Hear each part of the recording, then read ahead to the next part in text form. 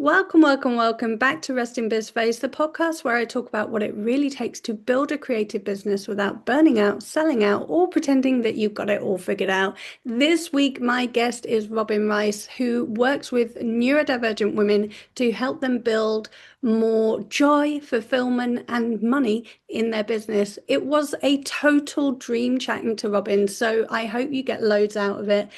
Do enjoy.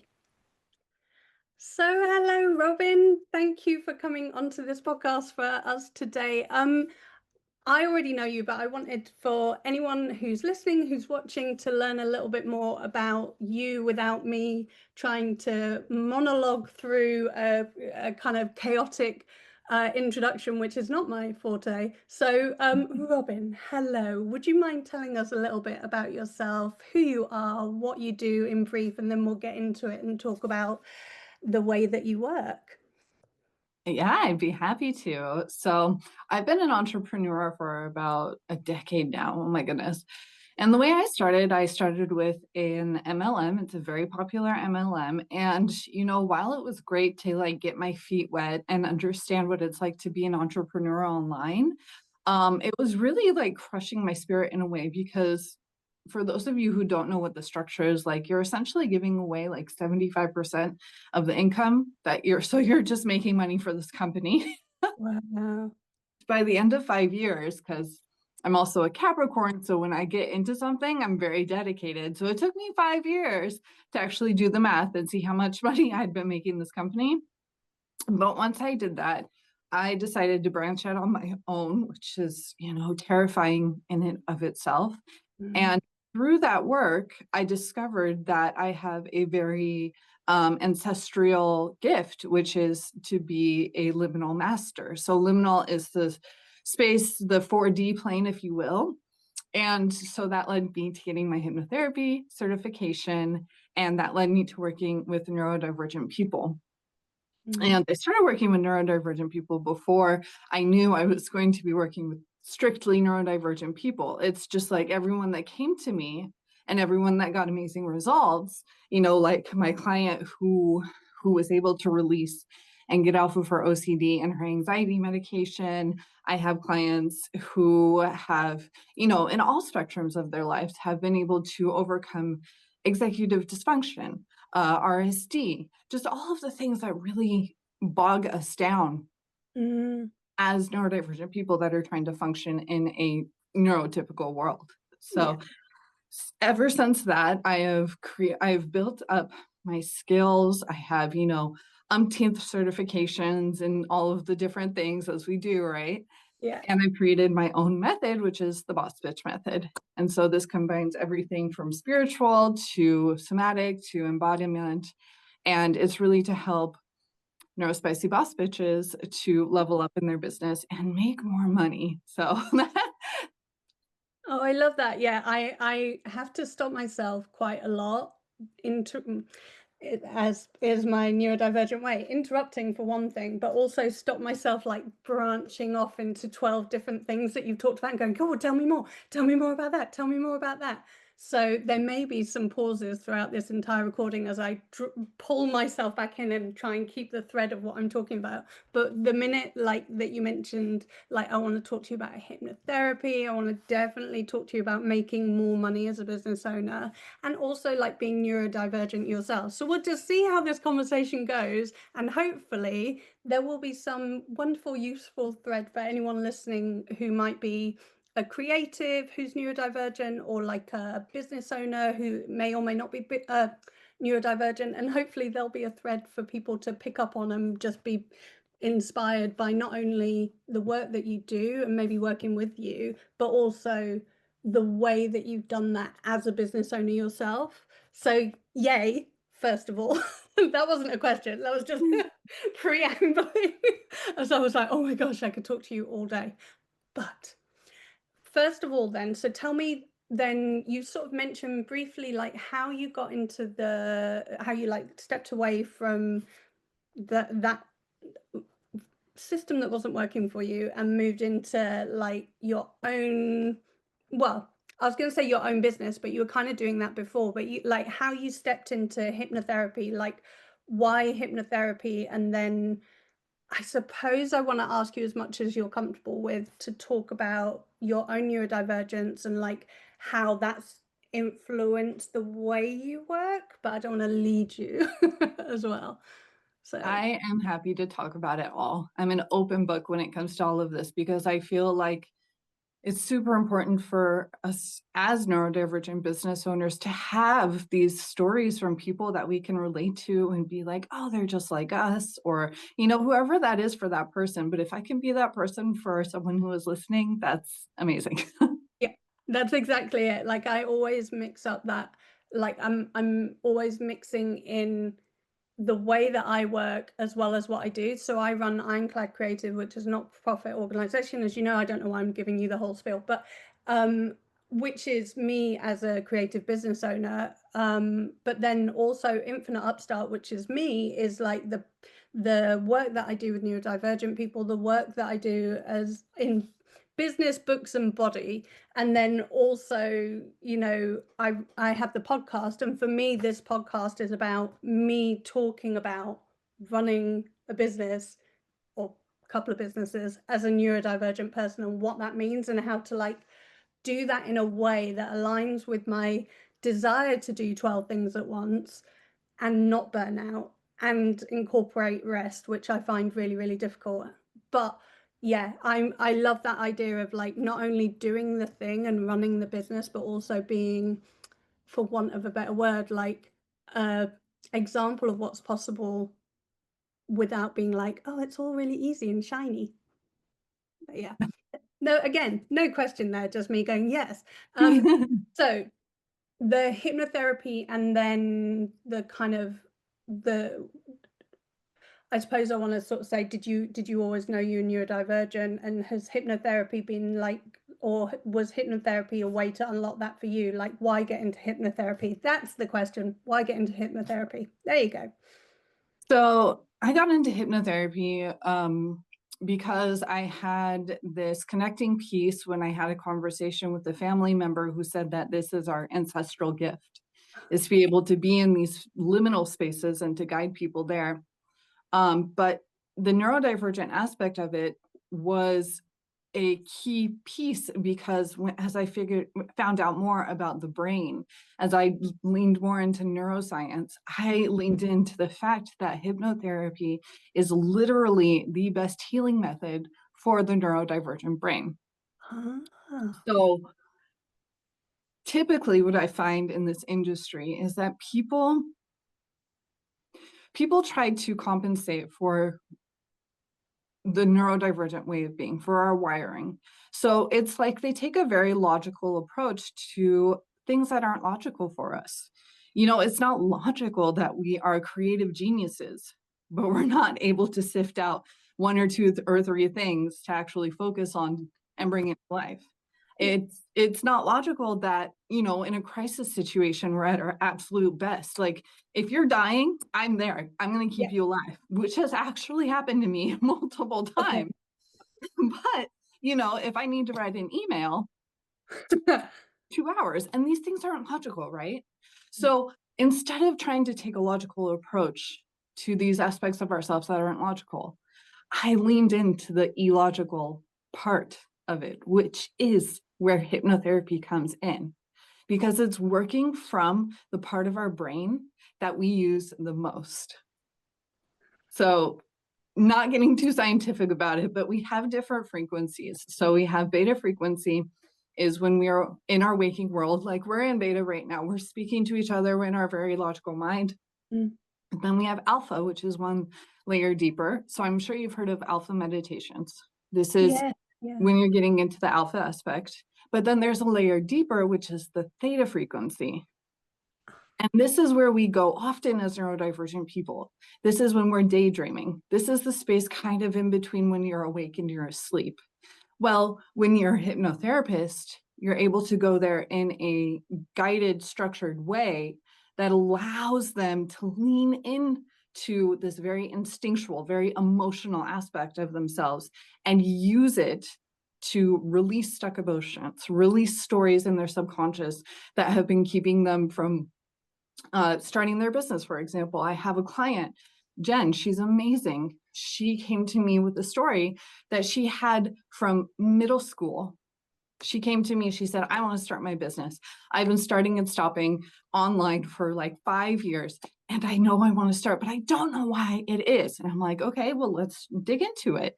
So we started doing hypnotherapy. We did age regression, and she found out that there was a story from middle school 40 years ago that Mm. was the buried subconscious reason that she wasn't able to do this.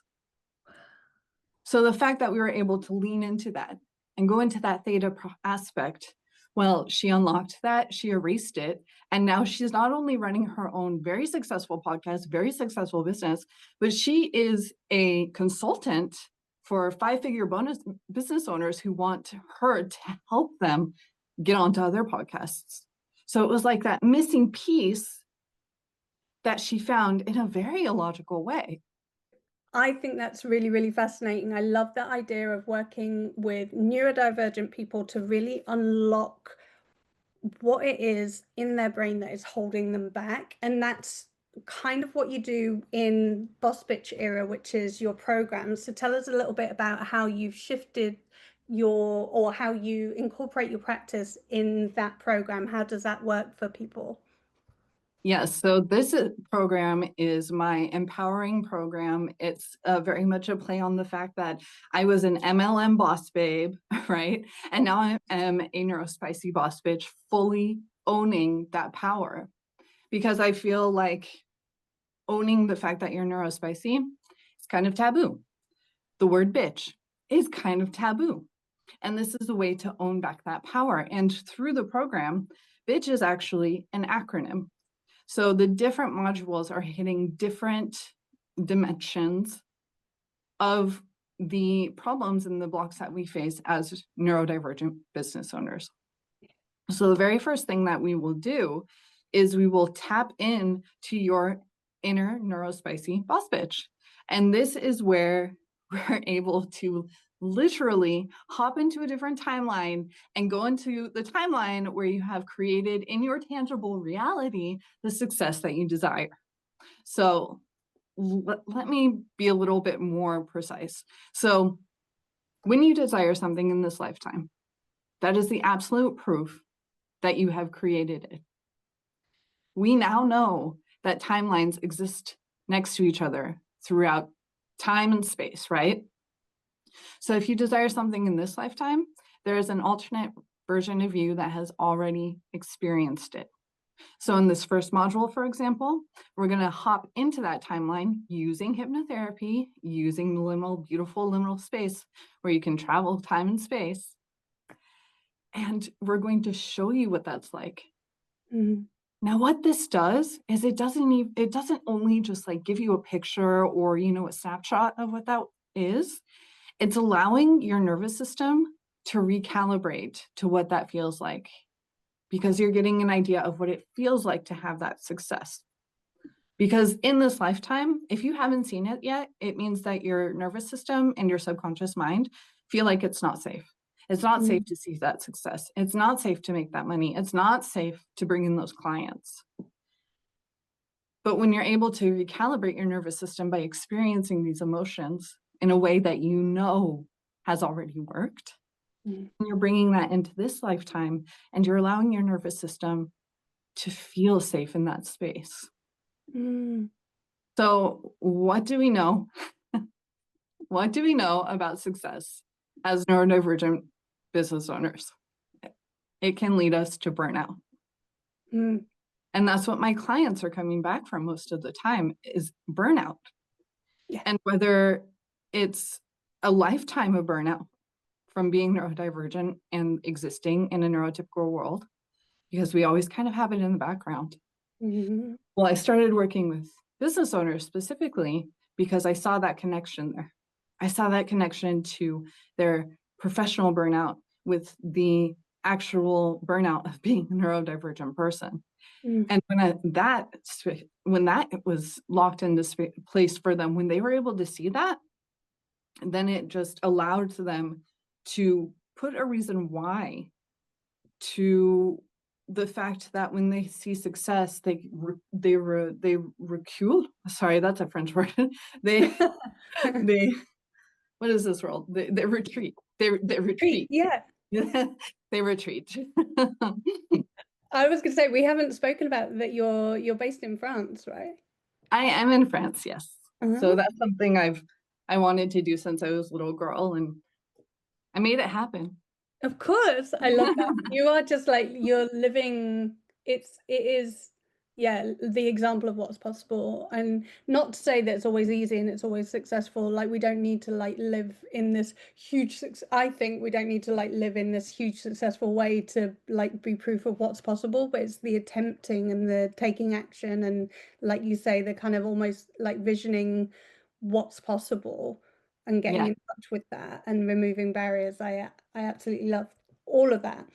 Um, I was going to ask you about burnout. So you and I know we both, you know, work with people who are experiencing burnout, we are in burnout, but for people that might not know, would you be able to like say a little bit about what burnout is as far as, you know, your interpretation of burnout and then how people would come to you sort of presenting with burnout, whether they know it or don't know it? Have you got like some examples of, you know, I know I don't, what I'm thinking is I don't always know that I'm in burnout when I'm in burnout, and that might be a thing, but yeah, like talk a little bit more. I don't want to monologue at you. So do you want to talk a little bit more about burnout and like how that, you know, presents itself with, especially with neurodivergent people?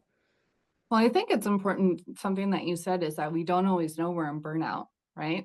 Yeah. And neurodivergent people, we probably experience like a prolonged burnout. Hmm. Um, but when that presents in a professional sense, it's kind of like the key factors that I look at is, are they able to make decisions? Are they able to take action? And are they able to see themselves or give me like a precise desire for themselves? Mm. You know, if it's kind of like, oh, I don't know, I just kind of want to like do this and help people. But, oh, and also when there's nothing in it for them, when their desires are not personal, when they're Uh, just in this space of, I want to help everyone else. That's mm, something that we fix right away, because that is a sign that you are in burnout. It's a bit of spiritual bypassing the burnout, I think, because it's like, if I can be the good girl, if I can be, you know, the 10 out of 10 yeah. business owner, or 10 out of 10 daughter, or whatever it is, then I can ignore the fact that I'm in burnout, because I can show everyone else that I'm absolutely crushing it. Yeah. Yeah, it's like perfectionist fantasy mixed with burnout and being like, once I get this and once I achieve this, then I can rest because then I will have achieved the thing. And then it'll be about me once I've served everybody else. Yeah. Yes, yes, 100%. Yeah. I don't know if you've experienced that with the people in your world. Yeah, I mean, definitely. It's so and for myself as well, it's so hard to I think we're often so good at supporting other people, and I think, you know, it plays in, you know, gender plays a part of it as well in terms of the patriarchy and being told that, you know, I imagine, you know, like a lot of us are told that our job is to serve and to be sweet and all of those things that I'm not going to get into particularly, but I do feel like neurodivergent people do spend a lot of their time uh justifying why they want the thing that they want a lot. And especially in a lot of business talk, there's a lot of talk around the why. And I kind of, for me as a business owner, I co-founded Ironclad very much as a not-for-profit, and I wanted to, it was the first formal like business that I set up, and it was like, oh, but we want to serve people and also like apply for funding, and a not-for-profit helps with that, but it's all service first. And I think it took me a couple of years before I went, wait a minute, what do I want? So I then started Infinite Upstart, which is all about me and all about doing what I love to do. And it's really fascinating to see the two businesses run alongside each other. And Mm, yeah, I think a lot of people that I work with, they just find it really hard to articulate what they want and then also allow themselves to want it just for the wanting of it. absolutely. And it's a total breakthrough moment when they get there, right? Like my one of my very, very first clients, she was in this golden ticket job where she was able to take care of her family, plus Mm, have enough money for her nails, her hair, da da da. She was living like this very glam life, but her job was actually just crushing her soul. yeah. And it wasn't until she got, I call it getting in my chair, until she got in my chair and we were able to do the subconscious work. She was like, oh my God, I don't want this for myself. And it was the first time that she was able to say that, Mm, because there is patriarchal pressure to be like, I'm doing this for my family, which means I'm doing what I need to do, yeah. which means that it's going to fill me up too. But that's the only way I can feel fulfillment, is through my family, is through this, is through the like, is through taking care of everyone else. Yeah. So I actually bring her up because I just saw a story of hers on Instagram where she's donating all of her work uniform, like her work uniform pieces, because it's been 7 months that she was able to open the business and go full time, that she has always wanted to do. Yeah. And guess what? It didn't take away from her family. She's still crushing it for her family. And now she's Mm, able to take them on vacations she's never been able to, because she didn't have time freedom. Now she's able to be with her daughter more during the day, and just mm. all beautiful things that were a result of her unlocking that piece. So that's huge, especially for neurodivergent women. Yeah.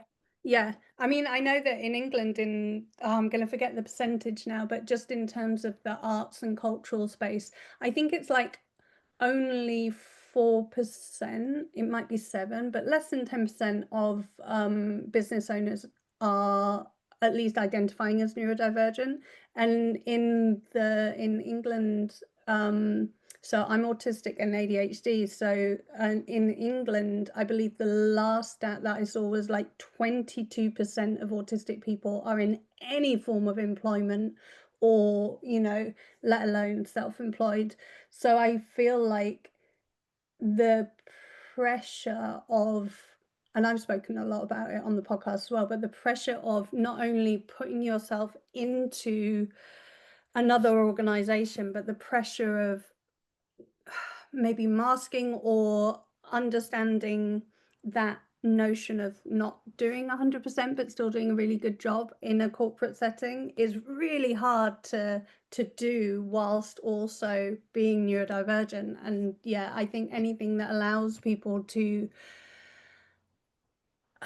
I don't like saying like unmask all the time, because I'm not sure that that's something that can be safely done in every situation, but like allow people to be true to themselves and understand what they want, what they desire, and where work fits into that, and where making an income fits into that is like really valuable. Yeah, absolutely. I always say that being neurodivergent is the next evolution in human consciousness. Mm, So I'm pretty sure if we were to go into Facebook right now and do a poll of all of the spiritual entrepreneurs, how yeah. many would be neurodivergent? Because as this next evolution, we are tapped even deeper into the universal purpose of making an impact, of helping, of being able to be there for the other person, because we're so connected to that energy of the collective. I love that. I think for me, I think it's like that idea of like that we're just all valid humans, obviously, and like we just have like different programming, and that's okay. Like to I definitely see that people have different care needs, and that different boundaries and barriers and stuff, but also that, what am I trying to say, like that we're that there's a sense that there's definitely problematizing of neurodivergent people, but also like not that I'm very aware that I have generally low care needs, so I'm not saying that everybody does, but at the same time, like we're all just entitled to have social barriers removed to allow us to be the people that we want to be and the people that we're skilled at being. So yeah. What was I going to ask? I was going to ask about your I noticed that when you're talking about boss bitch era, you're talking about kind of the difference between skill set to support and then support to skill set, and how that approach guides what you do. Could you speak a little bit more about what that means and how people kind of take those steps with you? Yes, absolutely. This is my favorite question. So, so when you are delving into the entrepreneurial world, there are tons of programs. There are tons of programs now for ADHD people. There are tons of programs for business. It's become a whole industry, right? And what I've noticed after years of working in this industry is that it's very strategy focused.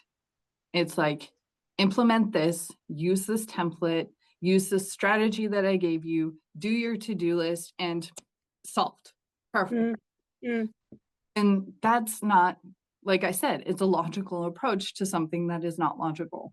mm. So this goes back to what I was saying about normalizing in your nervous system the success.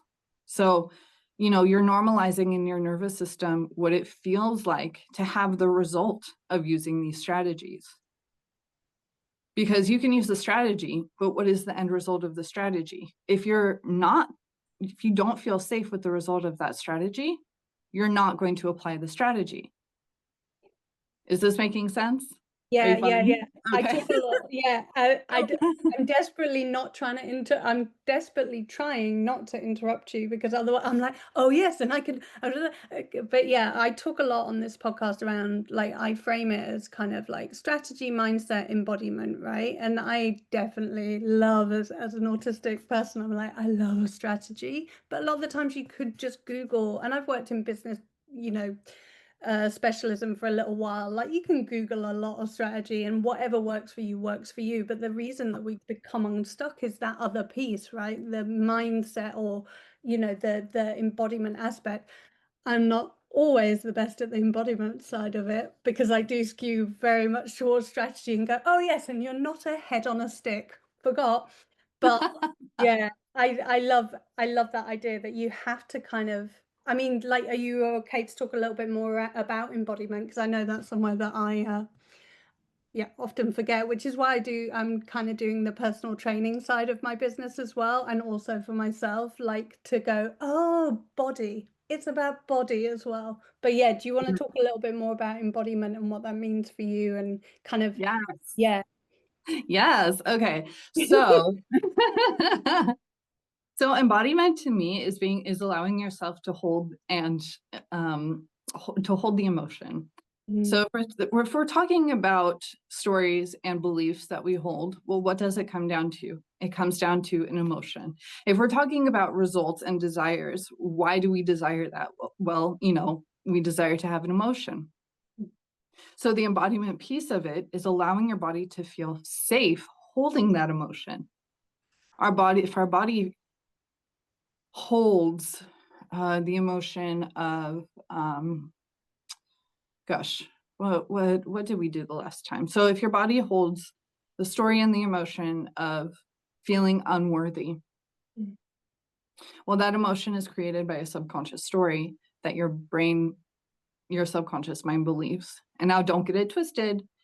It's not our logical mind that makes up our decisions and makes up how we are guided in this world. It is our subconscious mind. So whatever our subconscious mind believes is what is correct to it. It doesn't mm. matter. It doesn't want you to be successful. It wants you to stay safe. So yeah, yeah, yeah. So, so until your subconscious mind and your body or until your subconscious mind is able to believe that your success is safe, and until your body is able to safely hold the emotions that you desire through your success, then you're not allowing yourself. You're going to make decisions that are self-sabotaging. You're going to retreat when you should be putting yourself forward. You're going to do all of these things to stay exactly where you are. So the embodiment part is so important because it's a practice, allowing yourself to hold the emotions. It's a practice of allowing yourself to release the emotions that are keeping you from getting there.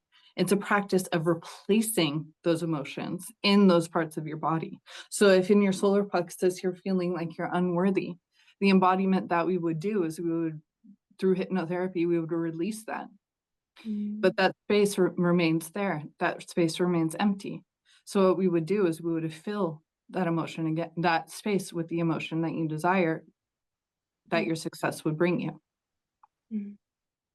I love that. I yeah, I love that. I'm reminded of just out of nowhere, I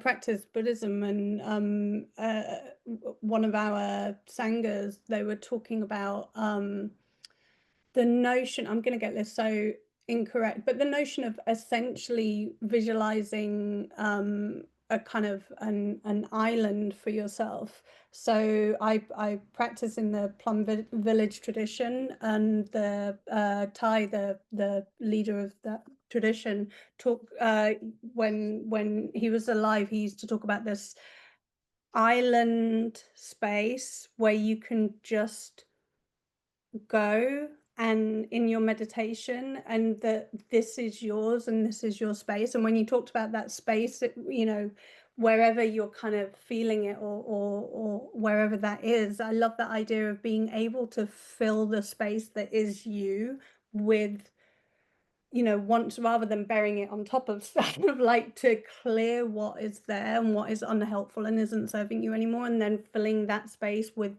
something that is more aligned to you. That can only be good, right? Yeah, I love Yeah, that. absolutely. And what it also does, it requires us to be in our bodies. We're very much, like ethereal Yeah. processors. We're very good at the spiritual thing. We're very good at the speaking, at the, talking to the universe, and doing our rituals under the moon. Mm, But it's very difficult for us to take the time and the space to be in our vessels, to be in our body. mm, And that's the embodiment practice is going to enforce that connection, is going to um like shrink that gap between the ability to identify with your emotions, because a lot of neurodivergent people have a hard time identifying emotions as too, right? yeah. Well, it shrinks that gap when you're able to get into your body and that practice of that. Mm, Now, when I say practice, this isn't like, you know, do 50 affirmations a day, or like do this challenge or meditate every day. When you're doing hypnotherapy and when you're in this hypnotic space, everything that you do is effective immediately. And I think that's really important for neurodivergent people, is to yes. have a method that is effective immediately for us. Yeah. Yeah. I know. Yes. I'm just thinking of myself and every single one of my clients going, yep, yep, yep. Yes, that is yeah, oh my gosh. I've literally just realized that myself. Yeah, yeah. That is true. It's the shiny, almost not in a shiny new thing way, but in a kind of like, yeah, even like the kind of autistic side of me is like, but it's an experiment. So what is the variable? And if this variable isn't immediately measurable, then I have no data around it. So there's that uncertainty if I can't see even an incremental change. Not that that's always the best way to be, but yeah, I feel like getting something or working in a way that allows you to see progress, that's got to be good. Yeah, all of my methods are created with tools and with practices that are effective immediately. It's a big, beautiful program, but everything that we do, all the work that we do is effective immediately, and it's done in the lives. You don't have to go to 50 different million places to find the resources or to get the most work out or to get the most out of the things by doing the paperwork or whatever.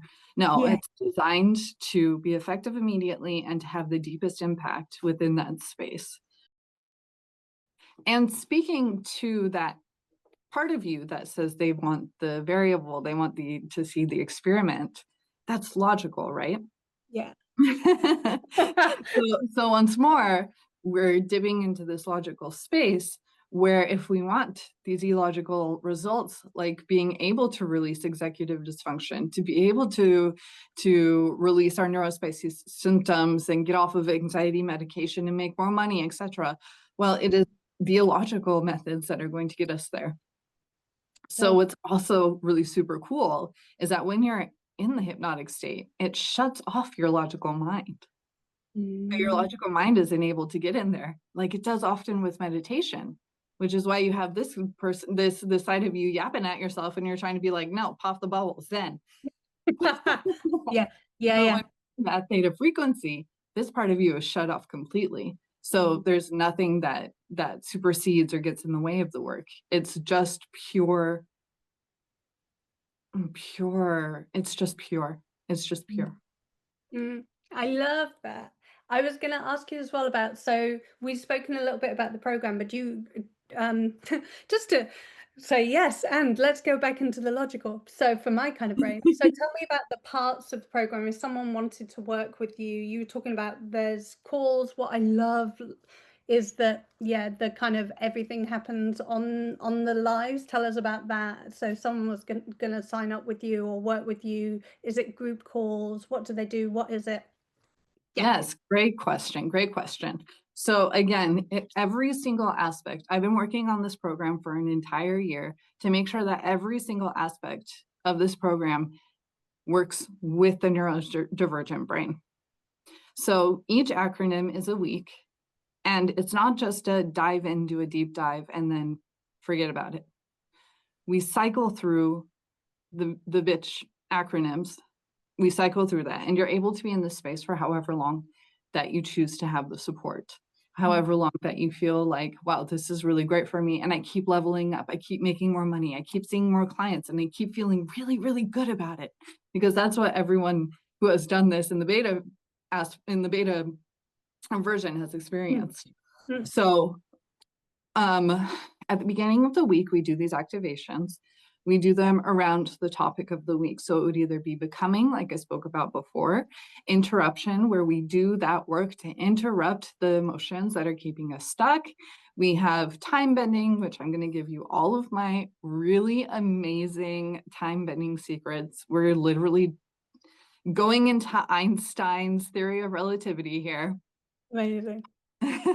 Then we're going complete opposite with connect, which is where we are doing activation. People call them shamanic journeys. I call them, well, yeah, we can just say shamanic journeys for recognition, where we're allowing you to connect with your spirit squad, and not just connect with the spirit squad, but asking them the questions that are serving you directly in your business, because that's a really big disconnect that people have when it comes to relating to the spirit squad.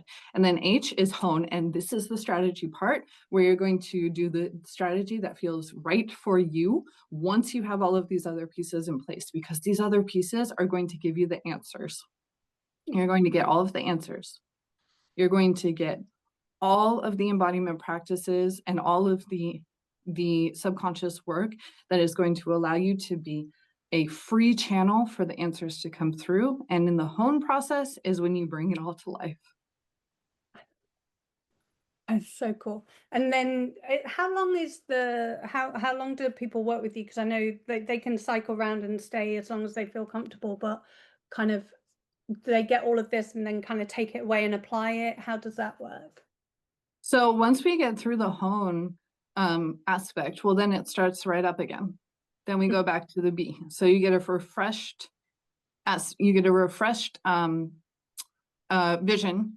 because now you've made leaps and bounds, you've quantum leaped towards, and you've maybe even accomplished what you wanted to in the first place. So now you have a new vision, you have a new place that you want to go, and you get new insight to where that is. And then you get to discover where you're holding back, because each story that we have is different, right? Mm. Each story has an associated emotion that is different. So every time you do this process, it is going to be completely different. So you can choose to be in there for 3 months. So Yeah. that would be a total of 2 cycles, 6 months, or an entire year. Nice. And that is completely up to you. Yeah. I love that because it's like I love that. I keep going, I used to do this. I used to do this. It's like I have ADHD or something, but I used to be a primary school teacher. So, Me um, too. oh, yay. I thought you were, because I'm like, this person knows curriculum. So they've designed curriculum with progression in mind. I like it. But I love that the spiral curriculum, that kind of in layman terms, like that idea that you're kind of you can circle back round to the same subject, but you're just approaching it at a different level because you're at a different level. So it's really person-centered approach. So there's a autistic brain and curriculum programming and all of that I love. But so you're kind of doing a structural program with someone on something that isn't logical, which I love. That's really exciting. And as a business owner, I'm like, ooh, like that design. So yeah. Anyway, so rather than talk about marketing and business and just go a whole different direction, which I'm on the verge of doing, but I won't do because I'm aware of time. I know that we've gone off piece a little bit. So is there anything that I haven't mentioned that you wanted to mention that people listening would definitely want to hear about? So I have a free hypnotherapy experience for you, so you can actually experience this for yourself. And it is not only a piece that is going to show you what working with me is like, but it is going to give you that peek into your own unique success frequency and what that feels like to you. So you can start the embodiment practice right away. That's so exciting. Might be grabbing that afterwards. That is exciting. And also and I'll put all the details to that in all sorts of show notes, like Perfect. yeah, podcast, or whether if you're viewing it, we'll make sure that that's all linked in somehow on YouTube. I think I have to link a comment. I'm learning. It's like a new thing. YouTube is not a new thing, but apparently my interaction with it is. And if somebody wanted to get in touch, how would they reach out to you? Again, we're going to put all of that in the comments and in the links. But if they're listening now, how would they get in touch with you and learn more? So just go ahead and friend request me on Facebook. I am chronically on Facebook. So go ahead and friend request me first, and then send me a message, and then, do everything that you can to be like, I sent you a message, don't forget it. Because I'm ADHD. So I so know. a little bit, I appreciate, and I look forward to your messages being like, I sent you a message. Go ahead and push. Yeah. Yes. And also, like, with full transparency, this is how Robin and I have rolled since the very beginning. Like, there are certain people that their interaction with me seems almost neurotypical, I would imagine. Maybe not. Maybe I'm lying to myself. Where they're like, oh, this is really, really well organized and amazing. And then some people, literally from the first beat, every single interaction that they have had with me has proven my neurodivergence 100%. And Robin has experienced every single aspect of this and has just been like absolutely amazing all the way through, as I fumble around in the background going, oh yes, I was going to send an email. Oh yes. So thank you, Robin. You are lovely. It's my pleasure. I'm really, really glad that we were able to make this happen. Yeah, me too. But yeah, I will wrap this up here. But yeah, thank you for letting us know a little bit about what you do. In future, if you ever want to jump on and tell us how it's going, then just let me know and we'll have a catch up. But yeah, thank you so much, and yeah, I'll speak to you soon. Beautiful. Thank you. Thank you. Bye bye. the chase and the hunt, and I set the pace when I'm running. I always take what I